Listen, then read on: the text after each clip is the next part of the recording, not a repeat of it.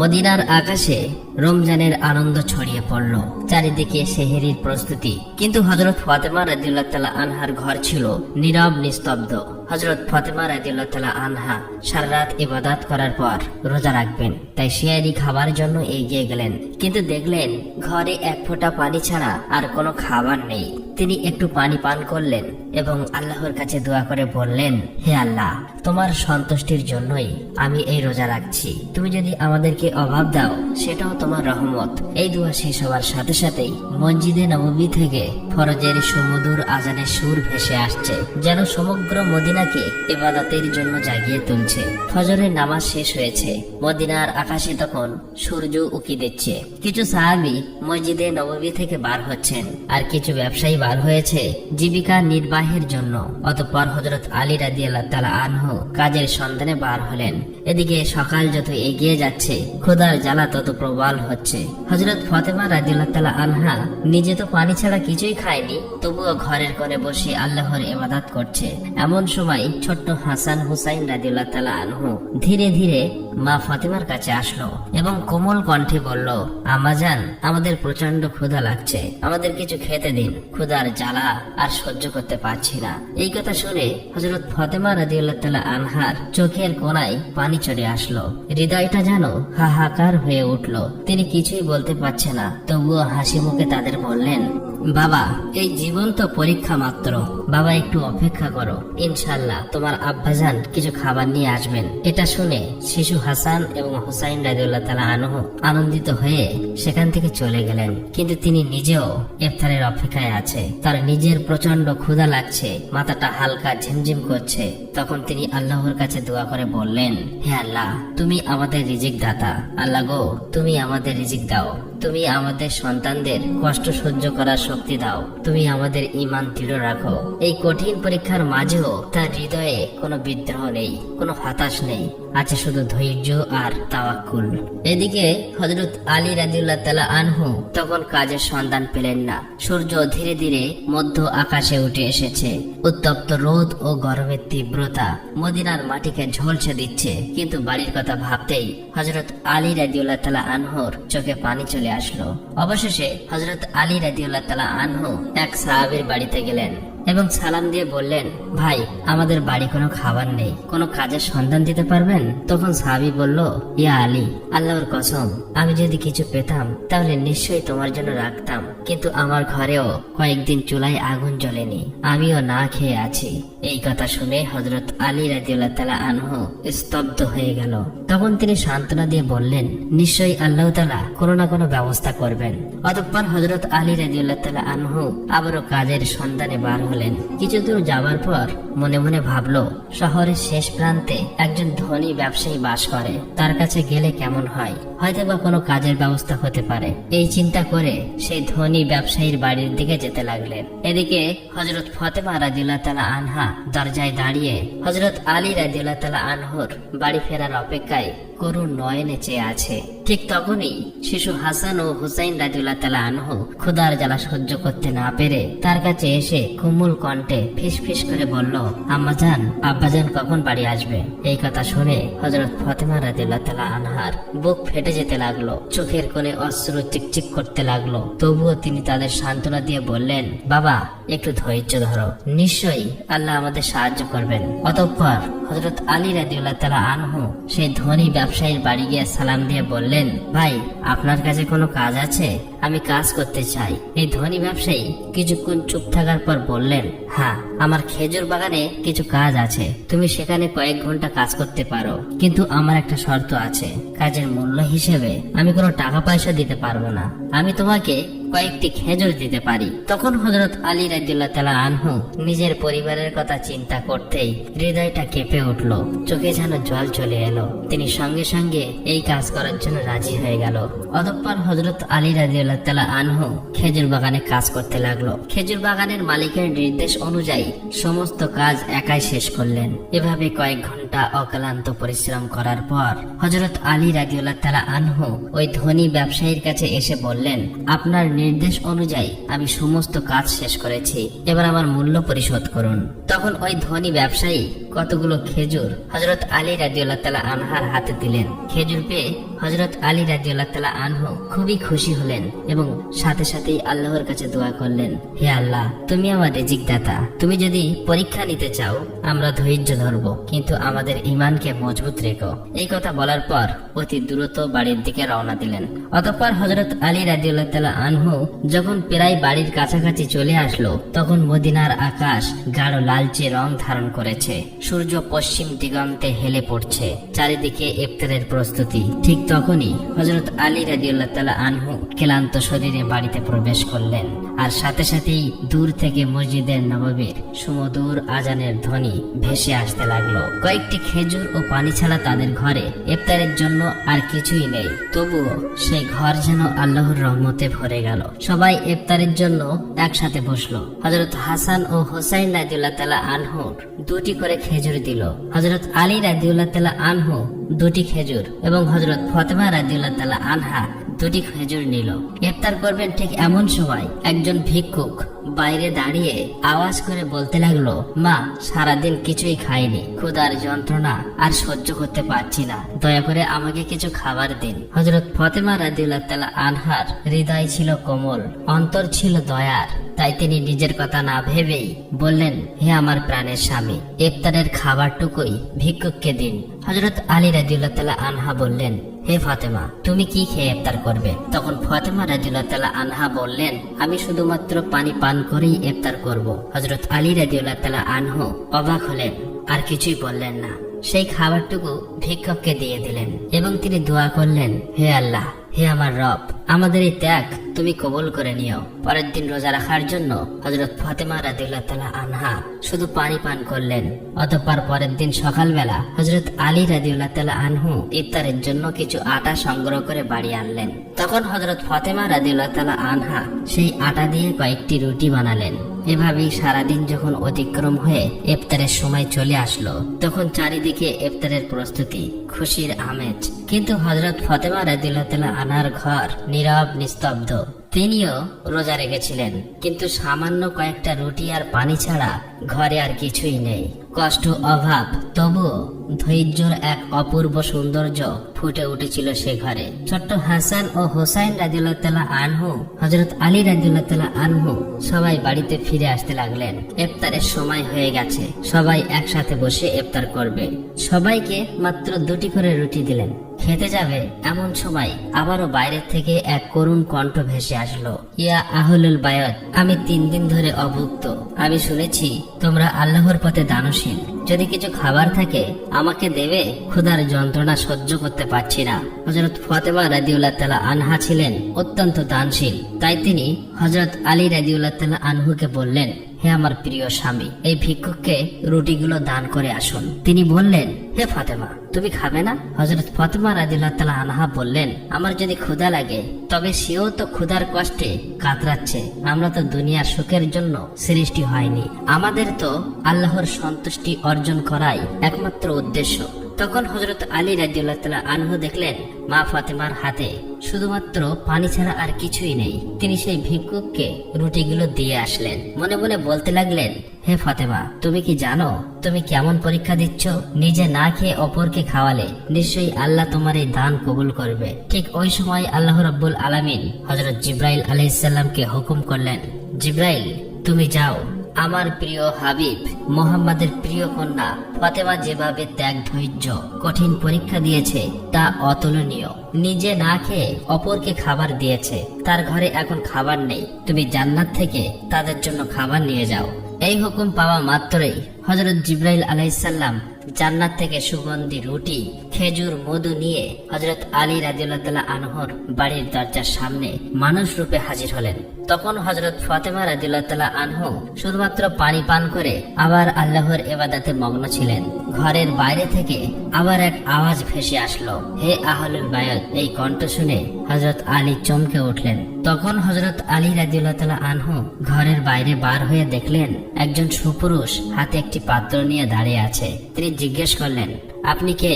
অপর দিক থেকে উত্তর এলো, আমি আল্লাহর পক্ষ থেকে প্রেরিত একজন দাস। তোমরা যেভাবে তোমাদের ক্ষুধা সহ্য করে অন্যের মুখে খাবার তুলে দিয়েছো, আল্লাহ তোমাদের জন্য জান্নাতের রিজিক পাঠিয়েছেন। এই কথা শোনা মাত্রই হযরত আলী রাদিয়াল্লাহু তাআলা আনহুর অন্তর কেঁপে উঠল, তার চোখে জল ভরে গেল। অতঃপর জিবরাইল আলাইহিস সালাম খাবারগুলি দিয়ে সেখান থেকে বিদায় নিলেন। তখন হযরত আলী রাদিয়াল্লাহু তাআলা আনহু খাবারগুলি নিয়ে ঘরে প্রবেশ করলেন এবং বললেন, হে ফাতিমা, দেখো দেখো দেখো, আমাদের রব কত মহান, আমাদের জন্য জান্নাত থেকে রিজিক পাঠিয়েছেন। এই কথা শুনে হযরত ফাতিমা রাদিয়াল্লাহু তাআলা আনহা ধীরে ধীরে সেখানে এলেন। এগুলি দেখে বিস্ময় হতবাক হয়ে গেলেন।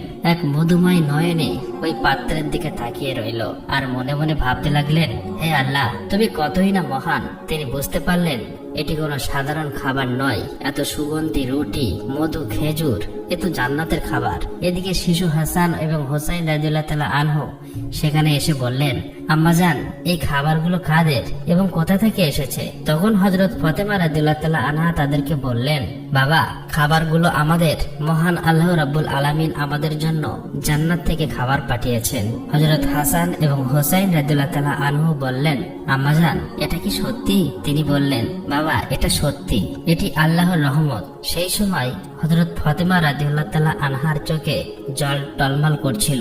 তখন তারা সবাই আল্লাহর শুকরিয়া আদায় করলেন। খাবার মুখে দেওয়ার পরই তাদের চোখ থেকে অশ্রু ঝরে পড়ল।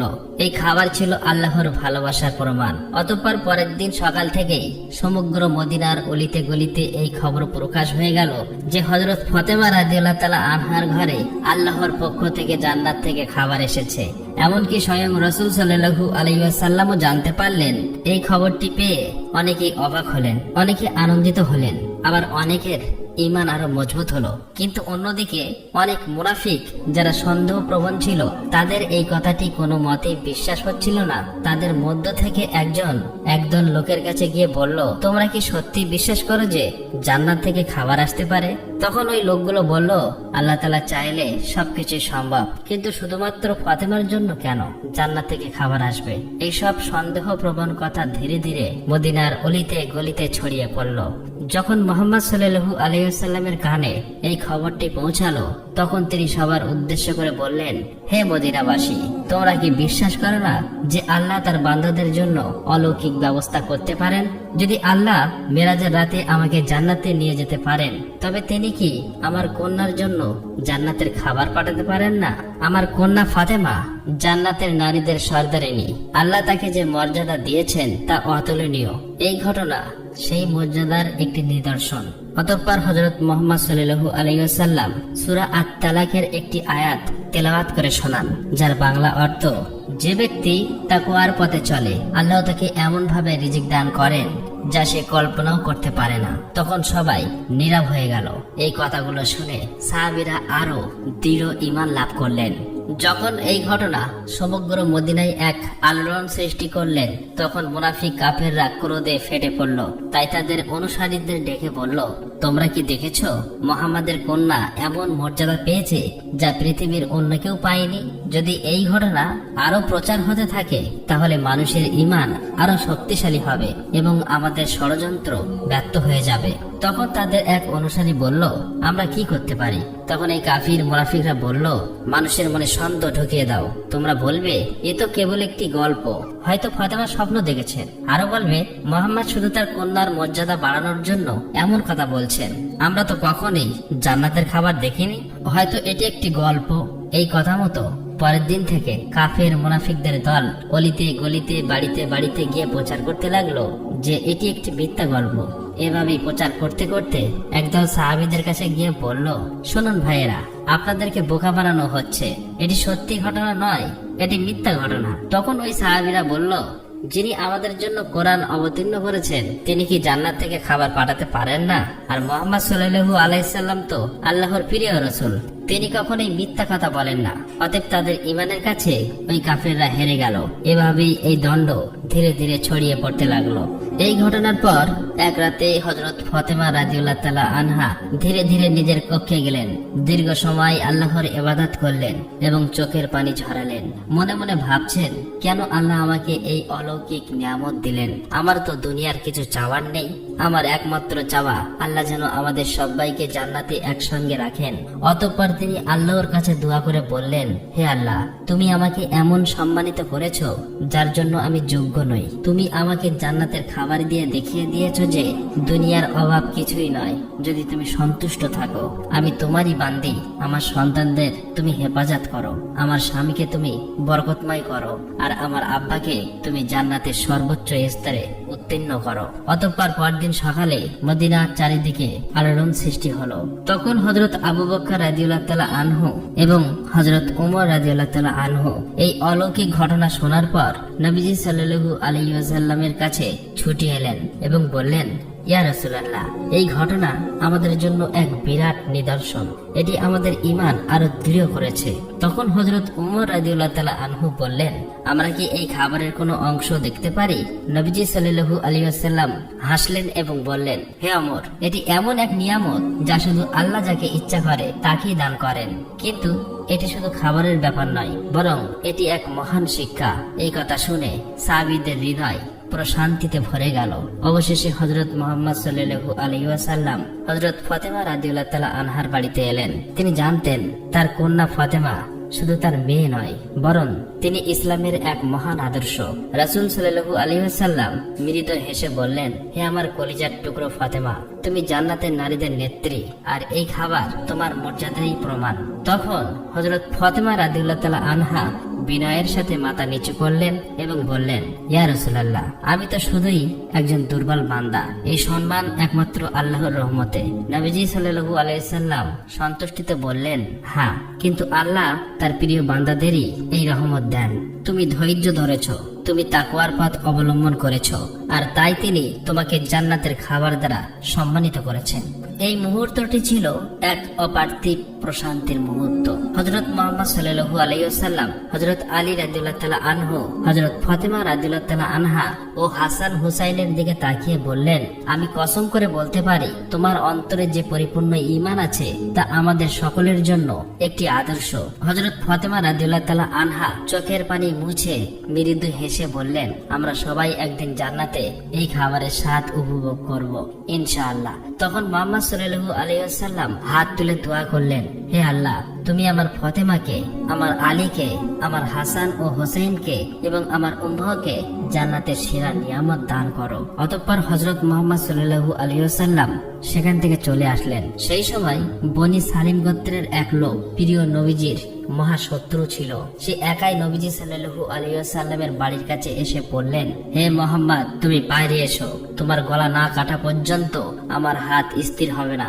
এমনই অমানবিক কথাবার্তা বলতে লাগলো। তখন হযরত উমর ফারুক রাদিয়াল্লাহু তাআলা আনহু ও বেশ কয়েকজন সাহাবী লোকটার এরূপ আচরণ দেখে খুবই রেগে গেলেন এবং বললেন, ইয়া রাসূলুল্লাহ, আপনি অনুমতি দিলে এই শয়তানকে তলোয়ার দিয়ে দ্বিখণ্ডিত করে দেই। তখন নবী করিম সাল্লাল্লাহু আলাইহি ওয়াসাল্লাম ঘরের বাইরে এসে সাহাবীদেরকে বললেন, সাবধান, তোমরা ওকে কিছুই বলবে না, কেননা ও তো এটাই জানে না যে আল্লাহ কে, তার নবী কে এবং ইসলাম কি। যখন এগুলো বুঝতে পারবে তখন আর এইরূপ কথা মুখে উচ্চারণ করবে না। অতঃপর রাসূল সাল্লাল্লাহু আলাইহি ওয়াসাল্লাম ধীরে ধীরে লোকটির কাছে এসে অতি নম্র ভাষায় মিষ্টি সুরে বললেন, তুমি আমার উপর এমন রাগান্বিত হলে কেন? এই আসমান, জমিন, মানুষ, বিশ্ব জগতের একমাত্র সৃষ্টিকর্তা যিনি, আমি তো শুধু তার কথাই বলি। আমি শুধু তার উপর ঈমান আনার জন্যই সবাইকে ডাকি। একমাত্র আল্লাহকে ভয় করো, যিনি অসীম ক্ষমতাশালী এবং সর্বশক্তিমান। তাই বলছি, গর্ব ও অহংকার আর ক্রোধ, হিংসা বাদ দিয়ে সেই মহান আল্লাহকে ভয় করো আর আযাবকে ভয় করো, নয়তো অনন্ত অসীম কাল কঠোর আযাব ভোগ করতে হবে। রাসূল সাল্লাল্লাহু আলাইহি ওয়াসাল্লামের মুখে এরূপ কথা শুনে তার কোমল ব্যবহার দেখে লোকটি স্তব্ধ হয়ে গেল। কিছুক্ষণ চুপ থাকার পর হঠাৎ বলে উঠল, নিশ্চয়ই মুহাম্মদ সাল্লাল্লাহু আলাইহি ওয়াসাল্লাম আল্লাহর প্রেরিত রাসূল। আমি আপনার কথায় বিশ্বাস স্থাপন করে এক আল্লাহর উপর ঈমান আনলাম। এই কথা বলার পর সাথে সাথে নবীজির হাতে হাত রেখে কলেমা পড়ে মুসলমান হয়ে গেল। তখন মোহাম্মদ সাল্লাল্লাহু আলাইহি ওয়াসাল্লাম সেই ব্যক্তিকে ঘরের মধ্যে নিয়ে গেলেন। তাকে জিজ্ঞাসা করলেন, তোমার বাড়িতে কে আছে, তুমি কিভাবে খাও এবং কিভাবে চলাফেরা করো, নানান প্রশ্ন করলো। তখন লোকটি বলল, ইয়া রাসূলুল্লাহ, আমি হলাম বনি সালিম গোত্রের সবচেয়ে বেশি গরিব মানুষ। দিন মজুরি করে কোন রকম সংসার চালাই, অধিকাংশ সময় না খেয়েই থাকি। তখন রাসূল সাল্লাল্লাহু আলাইহি ওয়াসাল্লাম উপস্থিত সাহাবীদের লক্ষ্য করে বললেন, তোমাদের মধ্যে এমন কেউ কি আছে যে একটি উট দান করবে? সঙ্গে সঙ্গে হযরত আব্দুল্লাহ ইবনে আব্বাস রাদিয়াল্লাহু তাআলা আনহু বললেন, ইয়া রাসূলুল্লাহ, আমার মাত্র একটি উট আছে, আমি সেইটি দান করলাম। তারপর রাসূল সাল্লাল্লাহু আলাইহি ওয়াসাল্লাম আবার বললেন, তোমাদের মধ্যে এমন কেউ কি আছে যে একটি পাগড়ি দান করবেন? সাথে সাথেই হযরত আলী রাদিয়াল্লাহু তাআলা আনহু নিজের মাথার পাগড়িটা দান করলেন। রাসূল সাল্লাল্লাহু আলাইহি ওয়াসাল্লাম আবার বললেন, তোমাদের মধ্যে এমন কেউ কি আছো যে এই নতুন মুসলিম ভাইয়ের জন্য খাদ্যের ব্যবস্থা করবে? তখন হযরত সালমান ফার্সি বললেন, ইয়া রাসূলুল্লাহ, আপনি অনুমতি দিলে আমি কোনো না কোনো বাড়ি থেকে খাদ্যের ব্যবস্থা করতে পারি। অতঃপর হযরত সালমান ফার্সি ওই নও মুসলিমকে নিয়ে অনেক বাড়িতে গিয়ে খাদ্যের সন্ধান করতে লাগলেন, কিন্তু কোথাও কোনো খাবার পেলেন না। অবশেষে হযরত ফাতেমা রাদিয়াল্লাহু তাআলা আনহুর বাড়িতে আসলেন। হযরত সালমান ফার্সি বললেন, হে ফাতেমা, এই নতুন মুসলিম ভাইয়ের খাবারের জন্য অনেক বাড়িতে ঘুরলাম, কিন্তু কোথাও কিছু পেলাম না। এখন তোমার ঘরে যদি কোনো খাদ্য থাকে তাহলে একে দিন। এই কথা শুনে হযরত ফাতেমা রাদিয়াল্লাহু তাআলা আনহার দুই চোখের অশ্রু সিক্ত হয়ে উঠল। তার হৃদয় ছিল কুসুমের মতো কোমল। তিনি সালমান ফার্সিকে সম্বোধন করে বললেন, ভাই, আমার ঘরেও কোনো খাবার নেই। আমার পুত্র হাসান এবং হুসাইন ক্ষুধার জ্বালায় আর সহ্য করতে পারছে না। খাবার দেবার মতো আমার কাছে কিছুই নেই, তবে আমার কাছে বেশ দামি একখানা ওড়না আছে, আমি সেটা ব্যবহার করি না। আপনি সেই ওড়নাটা নিয়ে ইহুদিদের বাড়ি যান এবং সেখান থেকে এই ওড়নাটা বিক্রি করে তার মূল্য দিয়ে কিছু আটা কিনে আমার এই নও মুসলিম ভাইয়ের জন্য খাদ্যের ব্যবস্থা করুন। এই কথা শুনে তাদের চোখ জলে ভিজে গেল। হযরত ফাতেমা রাদিয়াল্লাহু তাআলা আনহার এমন ব্যবহার দেখে তারা অবাক হয়ে গেল। হযরত ফাতেমা রাদিয়াল্লাহু তাআলা আনহা তান, ত্যাগ ও ধৈর্যের যে জ্বলন্ত নমুনা পৃথিবীতে রেখে গিয়েছেন, তা চিরদিনই ইসলামের ইতিহাসে স্বর্ণাক্ষরে উজ্জ্বল হয়ে থাকবে। আমরা যদি সবাই সামর্থ্য অনুযায়ী অসহায়, গরিব, মিসকিনদের সাহায্য করতে পারি, তাহলে ধনী গরিব সকলেই সুখী জীবন যাপন করতে পারবো। প্রিয় দর্শক, আমরা সকলেই সেই দয়ালু, দানশীল, উত্তম চরিত্রের অধিকারী হযরত ফাতেমা রাদিয়াল্লাহু তাআলা আনহার মতো ও রাসূল সাল্লাল্লাহু আলাইহি ওয়াসাল্লামের মতো উত্তম চরিত্র ও দানশীল হতে পারি। আল্লাহ রাব্বুল আলামিন আমাদের সকলকে সেই তৌফিক দান করুক। আমিন। আসসালামু আলাইকুম।